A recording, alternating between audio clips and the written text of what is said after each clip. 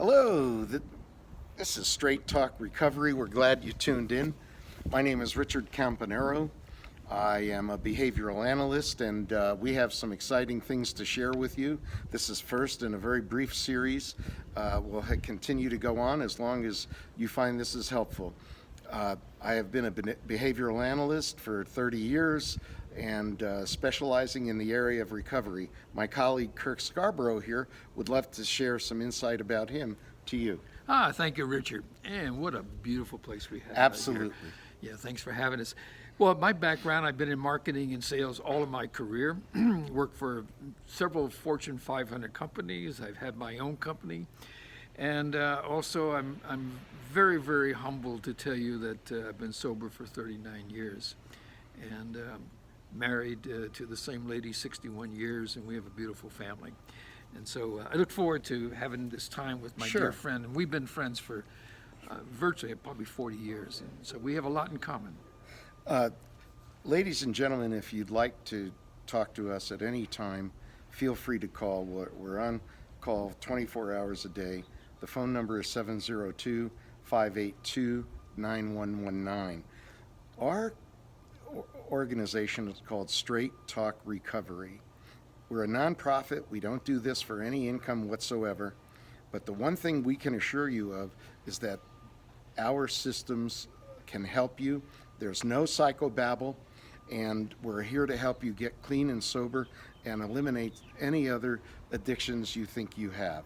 This first topic today, which I want to share with Kirk and get his insight in, is acknowledgement.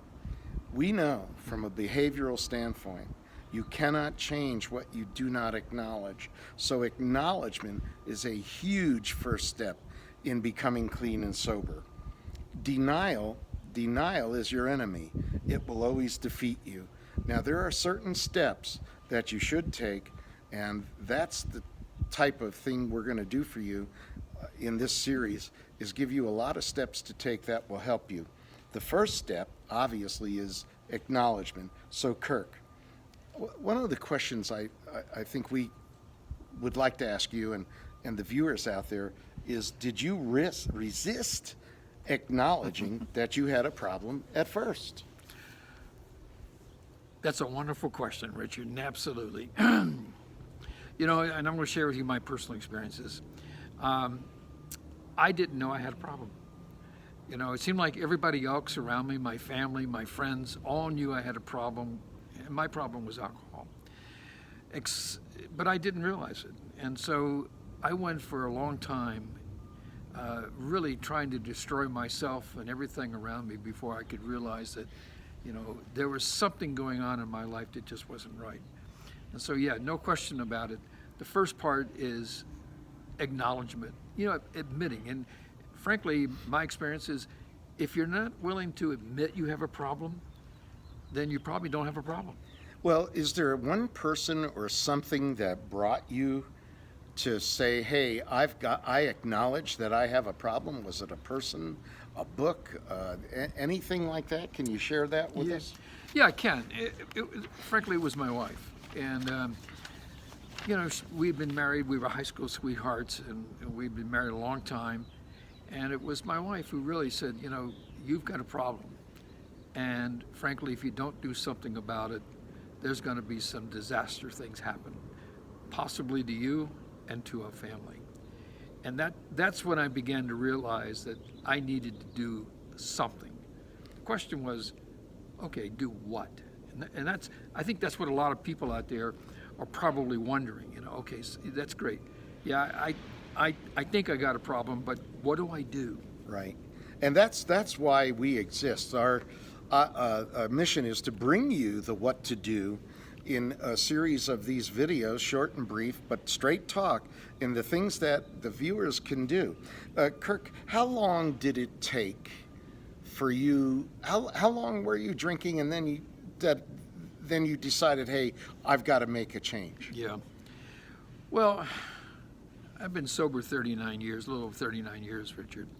And I didn't start my drinking until in my mid to late 20s.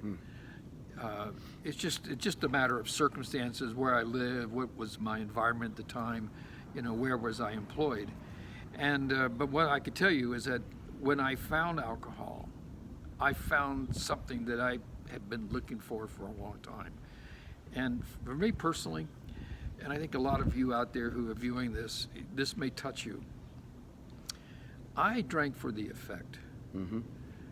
I can't really say I didn't like the taste of alcohol, but I drank for the effect. And the feeling of having a drink, how it made me feel.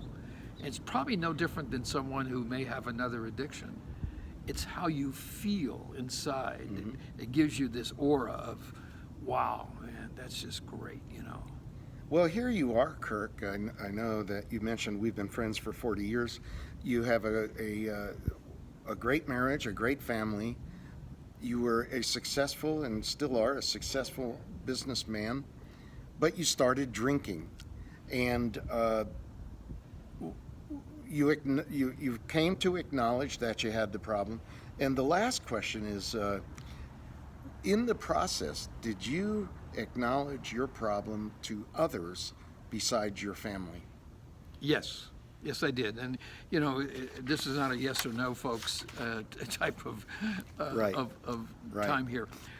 Yeah, but I did, and frankly, it was in a 12-step program. It was there that I was able to come to grips with the fact that I had a problem. I came to grips that I was in a place with people who could help me, and I also found that those people who wanted to help me, like Richard and I want to help you, is that you need to reach out. And if you reach out, the help is there. If you choose just to stay huddled back in the corner and continue your addiction, things won't get better. I will promise you that. Well, so here we are in our first phase, and in summarizing, we know that without acknowledgement, there is no possible hope to have a long-lasting recovery. In behavioral terms, we know that the fear of no one will change behaviors until the fear of changing is less than the fear of staying the same. And that's what I've gotten out of your message today. Ladies and gentlemen, again, please call us. We're available to you, 702-582-9119. In future videos, we will be talking about how to ask for help. Mm-hmm. Kirk mentioned that was very important. In his recovery, we're going to tell you how to ask for help. We're going to tell you how to identify whether you need help or not. We're going to talk about the various steps you can take to help you in your challenge. So feel free to tune in. This is Straight Talk Recovery. I'm Richard Campanero. God bless you. I'm Kirk Scarborough. We love you. God bless you. And we look forward to seeing you again. Thanks for tuning in. Bye-bye.